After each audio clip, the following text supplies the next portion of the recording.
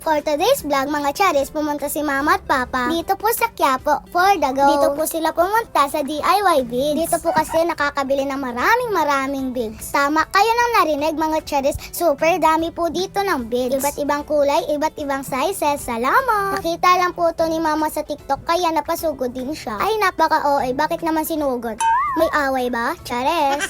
Ayan pong malilit na nasa plastic, tig 10 pesos lang yan. Ay, sana all tig 10 pesos. Diba, mura mga cherries? Siguro marami din ditong bumibili. Hindi nyo po kasi natatanong, super bet ko po talaga gumawa ng mga bracelet. Super happy nga po ako. Kasi po sinusurputan.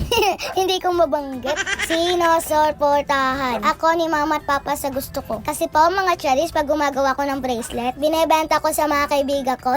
O, diba kumita ang cherries nyo? Ay mga cherries, makakabili din po kayo dito ng mura Tapos maramihan pa. Nasa 100 plus po yung maramihan. Yung mga nasa malaking plastic po, mga 100 plus yan. Sayang nga po, hindi ako pinasama dyan kasi po nasa school ako. At hindi ko rin alam na bibili din sila niyan. O, diba? Ang bait talaga ng aking mga magulang. Sana all. At thank you so much, Papa, sa pagbayad. Kamot ulo ka na naman.